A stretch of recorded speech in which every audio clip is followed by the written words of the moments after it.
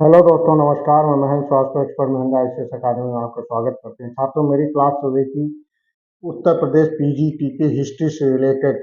हमने क्लास शुरू कर दी है। आप लोग मेरी क्लास ज्वाइन करिए। एक्सपर्ट महिंद्रा आईसीएस अकादमी की कोचिंग ज्वाइन करिए, आपको बहुत फ़ायदा मिलेगा। हाँ, आगे हमने आपको प्राचीन भारत के बारे में हमने बताया। आपको कालखंड में आपको बांट के बताया कि हमारा जो कालखंड है, ऐतिहासिक काल, आदि ऐतिहासिक काल और पाषाण काल, ये सारी चीज़ें हमने आपको बताई। उनको आपको क्लियर काल निर्धारित करके हमने आपको समझाया। आगे आज क्रमशः बढ़ते हुए हम आपको बताने जा रहे हैं प्रागैतिहासिक काल क्या है। यानी प्रागैतिहासिक काल में आगे क्रमशः बढ़ते हुए, जैसे प्रागैतिहासिक काल का सर्वप्रथम प्रयोग, प्रागैतिहासिक काल का जो सर्वप्रथम प्रयोग जो है 1851 में डैनियल विल्सन ने किया था। इन्होंने प्रागैतिहासिक काल का नाम दिया और डैनियल विल्सन ने। आगे एच.डी. संकालिया ने परिभाषित किया कि इस समय मनुष्य को लिपि एवं लेखन कला का ज्ञान नहीं था।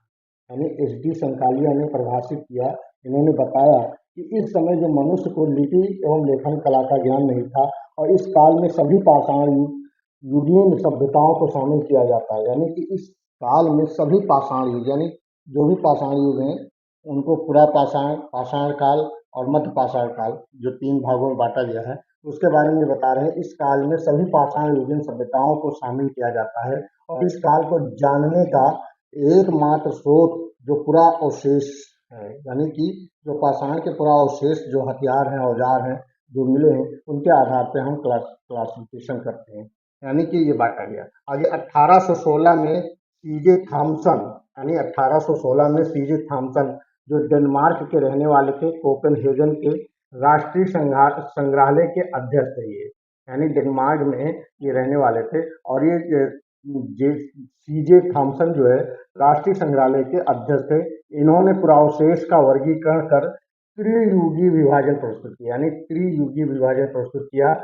यथा पाषाण काल, ताम्र काल और कांस्य काल और लौह काल। यानी कि ताम्र, कांस्य काल और लौह काल और पाषाण काल, इन्होंने 3 भागों में इन्होंने विभाजित किया। आगे पाषाण काल अथवा प्रागैतिहासिक काल, पुरावशेषों में पाषाण उपकरणों की अधिकता के कारण इसे पाषाण काल कहा जाता है। परंतु शीघ्र नष्ट हो जाने वाली वस्तुओं जैसे काष्ठ, हड्डी, सुरंग का प्रयोग को उत्तर काल में किया जाता है। यानी कि काष्ठ, हड्डी और सुरंग प्रयोग का उत्तर काल में किया जाता था। इसके आधार पर जॉन लुबाक, यानी कि इसके आधार पर जॉन लुबाक, जो आगे चलकर लॉर्ड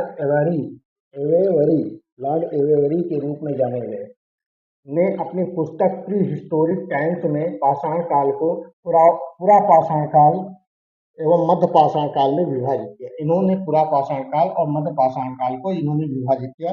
कारण क्या है, इन्होंने विभाजित करने का इनका कारण क्या बना एवं विभाजित करने का इन्होंने जो कारण बना, उन्होंने पाषाण उपकरणों के प्रारूप के आधार पर विभाजन के आधार पर किया था। 1887 में फ्रांस की, यानी कि 1887 में फ्रांस की मास द एज एक स्थान है नामक गुफा से ऐसे उपकरणों की जानकारी प्राप्त हुई जो पुरा पाषाण और नवपाषाण काल दोनों का विशेषता लिए हुए, यानी दोनों की विशेषता लिए हुए थी। ऐसे में पुरा पाषाण काल और नवपाषाण काल के बीच की मध्य पाषाण के काल की उपस्थिति को स्वीकार किया गया। इन्होंने ये बताया, इनको जो है, ये जो लॉर्ड एवेरी थे, जिनका पहले नाम था